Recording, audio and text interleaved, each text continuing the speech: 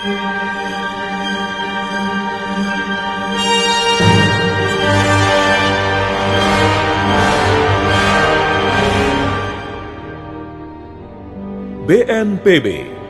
Badan Nasional Penanggulangan Bencana, mempersembahkan Asmara di Tengah Bencana. Ini Jatmiko. Puas kamu? Bukankah aku bisa dipercaya? Iya. Aku memang harus waspada karena aku berhadapan dengan seorang kepala rampok. Dan biasanya kepala rampok itu curang atau licik. Tapi sekarang aku percaya bahwa Raden Mas Jatmiko, putra junjunganku, Kitumenggung Jayeng Logo, masih dalam keadaan hidup. Den Mas tidak apa-apa bukan? Den Mas dalam keadaan baik-baik saja bukan? Iya Ki Bekel. Sebuah drama radio tentang kisah cinta sepasang anak manusia dengan perbedaan status sosial. Begitu, Nduk, ya. Aku tahu kamu belum tidur. Wah. Sekarang baru kita mempunyai kesempatan yang lebih baik untuk bercakap-cakap. Iya toh? Aku lihat kesehatanmu sudah mulai Asmara di Tengah Bencana. Wajahmu Sebuah merah. drama radio dengan latar belakang pemerintahan Sultan Agung Hanyokrokusumo pada saat terjadinya bencana letusan Gunung Merapi. Kisah yang diramu dengan persoalan dendam, kesetiaan, dan kejujuran. Tak ada manusia yang sempurna, dan cinta tak pernah berdusta.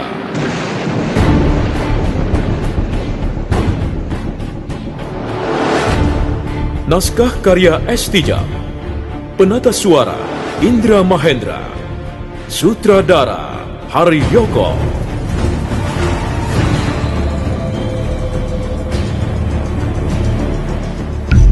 Indonesia adalah negara kepulauan terbesar di dunia. Terletak di antara dua benua Asia dan Australia, juga di antara dua samudra, Samudra Hindia dan Samudra Pasifik. Negara khatulistiwa dengan potensi ribuan kekayaan sumber daya alam yang meliputi bahan tambang, hutan, laut, dan sebagainya.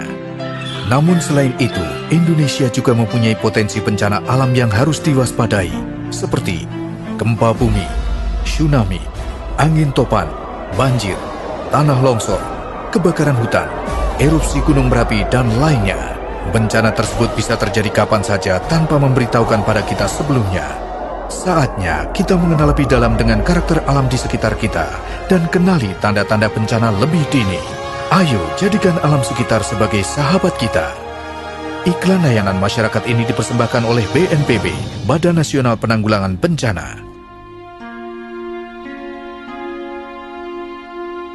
Ki Suropanggah merasa lega dan gembira karena dia sudah bisa menguasai Setioningsi, gadis anak Ki Lurah Jatisari yang sudah sejak lama diidam-idamkannya. Setioningsi sedang berbaring di ruangan bilik, sementara Sri Gondang sibuk membuat bubur di dapur. Saat itulah Ki Suropanggah bergegas menyeberangi halaman, kemudian menghampiri pintu ruangan bilik. Dia lingak-linguk sebentar, seperti ragu-ragu, sambil menahan napas. Akhirnya lelaki setengah tua itu pun mulai mengetuk daun pintu. Setioningsi, buka pintunya, Nduk. Setioningsi,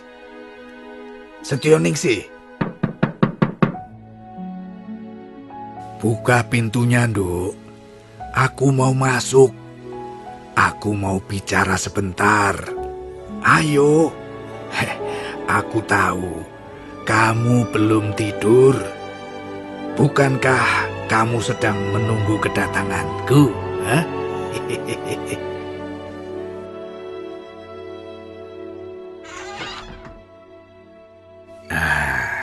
Begitu, Nduk, ya.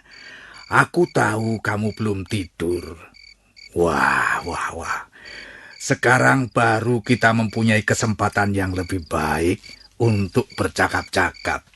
Iya toh? Aku lihat kesehatanmu sudah mulai pulih, Nduk. wajahmu merah dan matamu mulai berbinar. Sri Gondang di mana? Ada di dapur, Ki. Sedang membuat bubur. Oh. Ya, baik. Biar saja dia di dapur. Nah, mumpung tidak ada orang lain, kita bisa bicara sebentar, ya toh? Oh, tidak apa-apa kan kalau aku duduk di sini? Silahkan saja, Ki. Ini kan rumah Ki Suro. Ki Suro mau duduk di mana saja, atau mau tidur, atau mau apa saja, tidak ada yang bisa melarang. Waduh. Lah kok ketus sekali jawabanmu, Tonduk. Ambok jangan begitu. Yang lembut, yang enak didengar begitu loh. Sebenarnya Ki Suro ini mau apa? Loh, ya tidak mau apa-apa. Hanya mau duduk saja di sini sambil ngobrol. Mau ya ngobrol sama aku, Suro Panggah?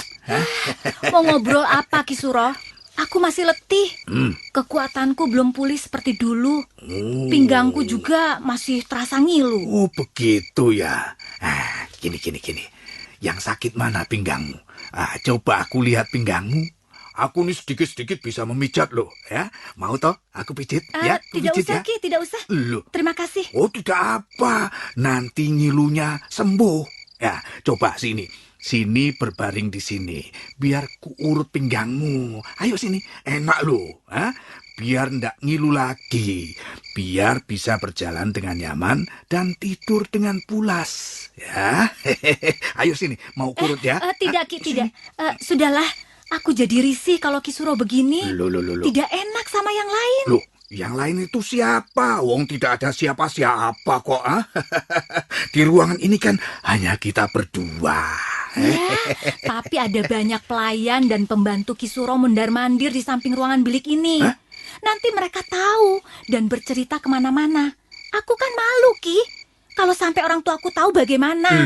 Loh, ya tidak apa-apa toh. Kalau ayahmu tahu kan malah enak. Enak bagaimana, Ki? Ya, kita kan malah bisa langsung diresmikan begitu loh. Jadi bebas. Tidak ada lagi yang mengganggu kita, ya kan? Begitu kan? Nah, ayo, ngomong apa, Nduk? Kamu mau ngomong apa? Aduh, cantiknya. Aduh, ada orang kok cantiknya kayak gini tuh. Jangan, Ki. Jangan kurang ajar. Aku tidak senang ada laki-laki berbuat kurang ajar padaku. Loh, yang kurang ajar tuh siapa? Awas ya, Ki. Kalau Ki Suro nekat, aku akan berteriak. Ya, sudah. Tidak. Aku tidak akan nekat kok. Aku tidak berani nekat di depanmu, Nduk, ya. Ya sudah, aku tidak akan pegang-pegang lagi, ya. Tapi boleh kan aku duduk agak merapat di sini? Ih, ndak usah rapat-rapat, Ki. Sana, agak jauh sana. Ya, sudah. Agak jauh juga ndak apa-apa kok, ya. Yang penting masih satu ruangan, Duh, cantiknya. Loh, ini kok ada Pak De di sini? Mau apa Sri Pak De? Gondang. Mau menggoda Yunisih ya? Enggak, tidak begitu, Nduk Sri. Mana berani aku menggoda Setyoningsih, putrinya Lurah Jatisari, ya. Kalau begitu ya sudah, di luar sana. Iya. Yuningsih mau makan bubur dulu. Oh iya. Ya tidak apa-apa. Silakan. Makan saja biar aku menunggu di sini, ya. Nunggu Setyoningsih selesai makan. Lalu ngobrolnya kita teruskan. Begitu ya? Begitu boleh kan? Tidak boleh. Loh. Laki-laki tua bangka kok nekat banget. Sudah yuk, jangan hiraukan dia. Acuhkan saja. Nanti kan pergi sendiri. Kalau sudah bosan, dia pikir usahanya akan sia-sia, dia akan nyingkir sendiri yuk. Percaya sama aku. Waduh. Rupanya kok sekarang aku dikeroyok dua ya. Ya sudah.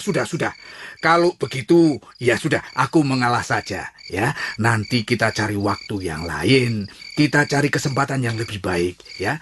Sekarang Kang Mas pamit dulu, ya. Jabang bayi, orang kakek-kakek begitu kok maunya dipanggil Kang Mas. Kang Mas kentut. Waduh. kamu ini kecil-kecil kok cabai rawit juga rupanya ya. Awas kamu ya, seharusnya kamu bantu-bantu aku bujuk itu si Ningsih supaya dia mau melayani Ki Suropangga. Awas kamu, kalau tidak mau keluar juga, ku dorong ke pintu sana. Ayo keluar, jangan ganggu Yuningsih, dia mau istirahat dulu. Sabar dulu. Keluar, Ya. mau keluar tidak? Iya. Tunggu dulu. Ya aku mau keluar. Aduh sebentar tuh ini. Kok malah dorong-dorongan terus.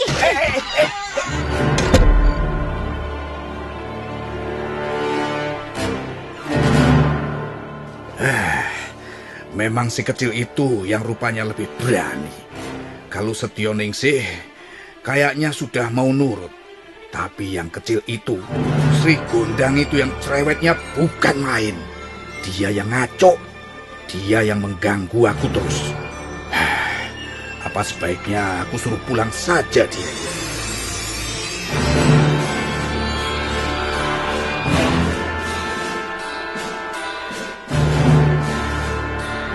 Bekel Manyuro memerintahkan Demang Suronggomarto dan 100 prajurit Mataram agar bergerak menyebar dan mengepung gubuk-gubuk sarang kawanan perampok. Sementara dia dan Belendung berkuda perlahan-lahan menghampiri pondok kediaman Sawung Rono. Mereka berdua kelihatan tetap tenang. Belendung berkuda di bagian depan sambil menenteng peti berisi barang-barang berharga. Sedangkan Bekel Manyuro berkuda di belakangnya. Setelah beberapa saat lamanya, mereka pun berhenti di depan pondok yang ukurannya paling besar. Pondok itulah tempat tinggal Sawung Rono alias Untu Bledek.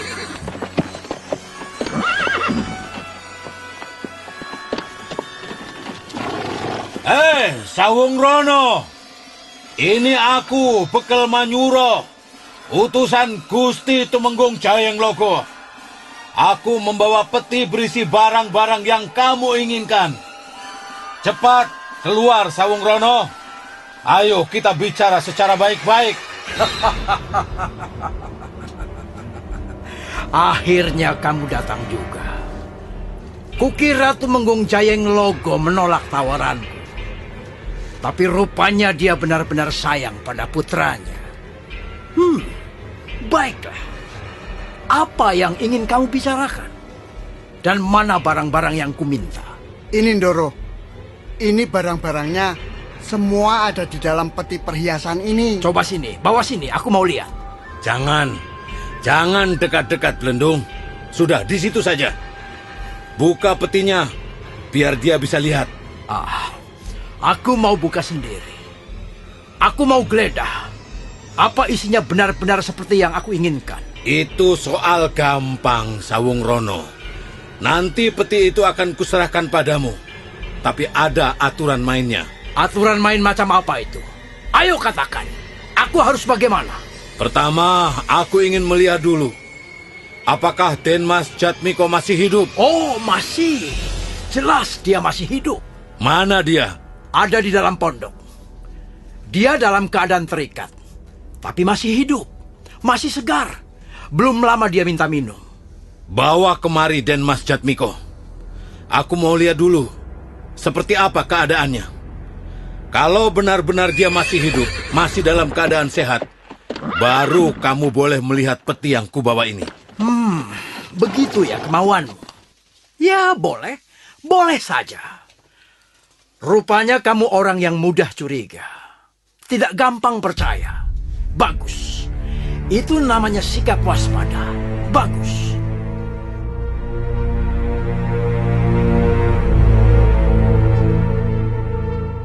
Selesai berkata, Sawung Rono segera masuk kembali ke dalam pondok. Dan tak lama kemudian, dia sudah keluar bersama Jatmiko dan Joko Sumuru. Ini Jatmiko. Puas kamu? Bukankah aku bisa dipercaya? Iya. Aku memang harus waspada karena aku berhadapan dengan seorang kepala rampok. Dan biasanya kepala rampok itu curang atau licik. Tapi sekarang aku percaya bahwa Raden Mas Jatmiko, putra junjunganku, Ki Tumenggung Jayeng Logo, masih dalam keadaan hidup. Denmas tidak apa-apa bukan? Denmas dalam keadaan baik-baik saja bukan? Iya Ki Bekel. Aku baik-baik saja. Nah, sekarang bagaimana? Buka peti itu dan bawa ke sini. Aku mau periksa isinya. Nanti dulu, Sawung Rono. Jangan terburu nafsu. Kita selesaikan dulu urusan Raden Mas Jatmiko ini. Urusan apa lagi? Dia sudah kubawa keluar, dan kau tahu dia masih dalam keadaan hidup, bahkan masih segar bugar. Urusan apa lagi? Jangan main-main kamu. Jangan macam-macam di depan untu bledek.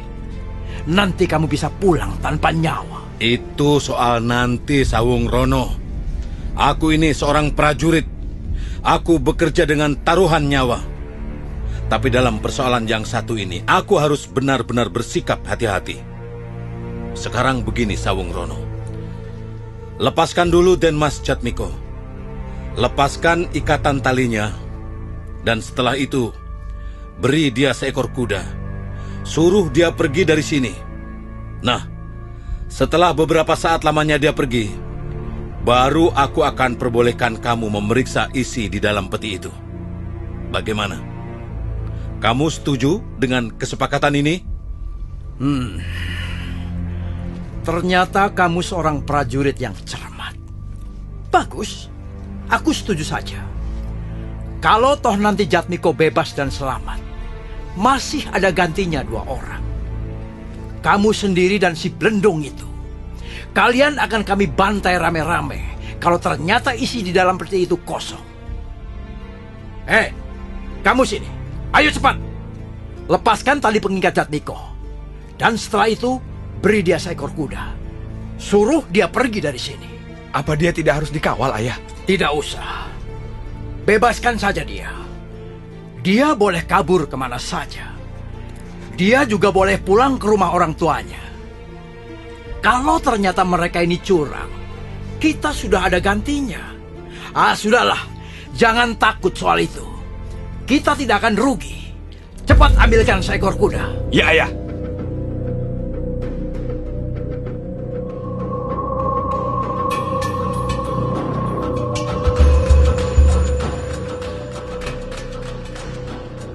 Joko Sumurup langsung melompat ke samping pondok. Tak lama kemudian, dia sudah kembali lagi menuntun seekor kuda berwarna hitam legam.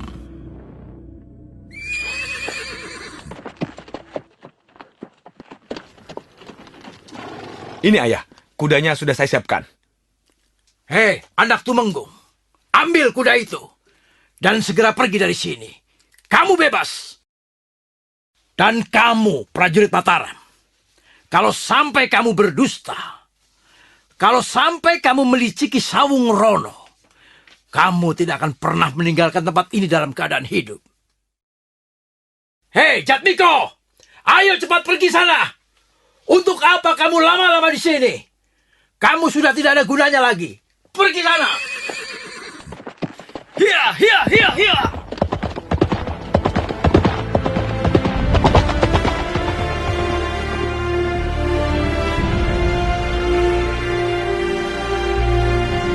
Nah, prajurit Mataram. Sekarang mari, bawa ke sini peti itu. Aku mau lihat. Baik, Sawung Rono. Aku pun tidak akan mengingkari janjiku.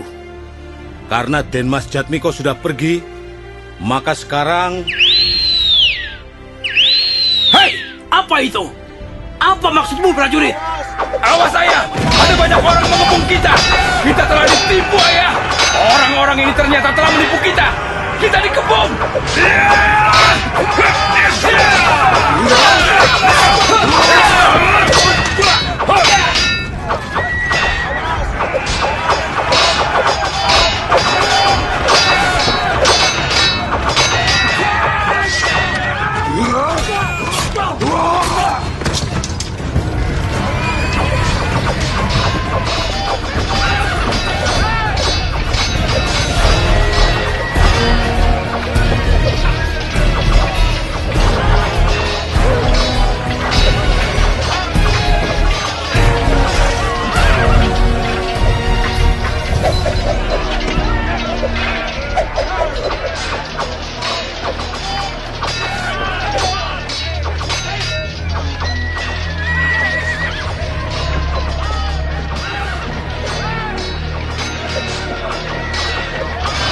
Tak lama kemudian terjadilah pertarungan brutal di antara mereka. Prajurit-prajurit Mataram bertarung dengan gagah berani. Mereka terus merangsek. Banyak kawanan rampok yang lengah dan seketika terbujur bersimbah darah. Lama-kelamaan, kawanan rampok semakin berkurang jumlahnya. Sementara prajurit-prajurit Mataram bertarung semakin beringas. Kurang ajar! Ayo! Sekarang hadapi aku untuk Bledek! Aku lawanmu, Sawung Rono. Namaku Bekel Manyuro. Aku diperintahkan untuk menangkapmu hidup-hidup. Lakukan kalau memang kamu mampu, Bekel Manyuro. Aku tidak akan tinggal gelanggang colong pelayu. Aku tidak akan lari dari pertarungan ini. Hati-hati, Sawung Rono. Lengah sedikit, aku akan meringkus kamu.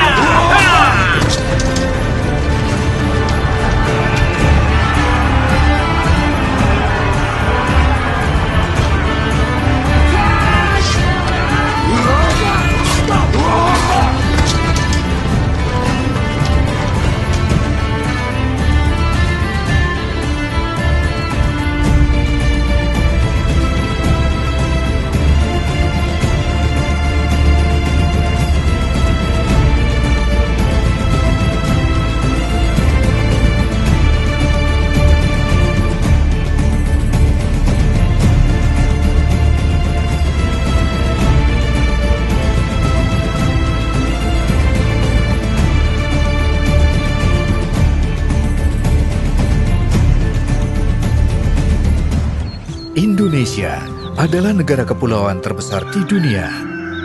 Terletak di antara dua benua Asia dan Australia, juga di antara dua samudra, Samudra Hindia dan Samudra Pasifik. Negara khatulistiwa dengan potensi ribuan kekayaan sumber daya alam yang meliputi bahan tambang, hutan, laut, dan sebagainya.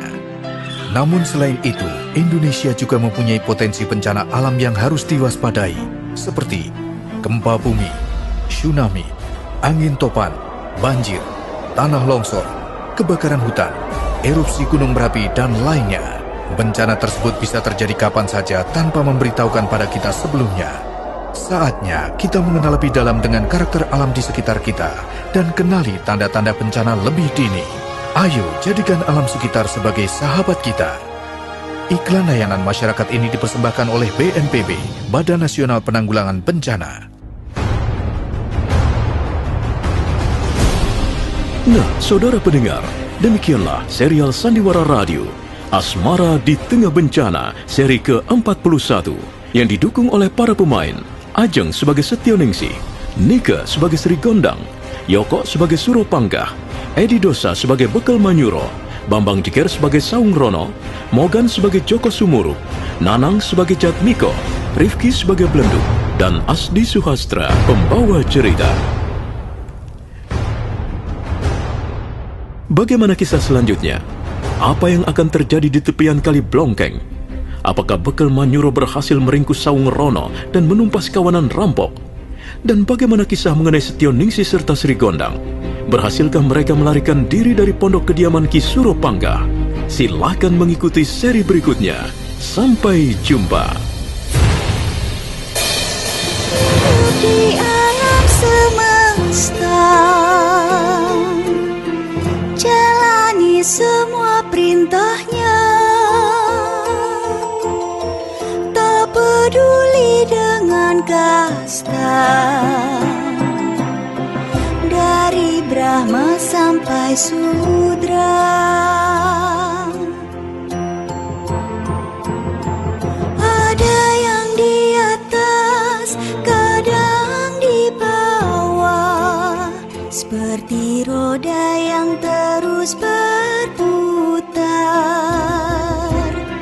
Duka dan cinta, senang dan sengsara, semua ada di dalam alur ceritanya.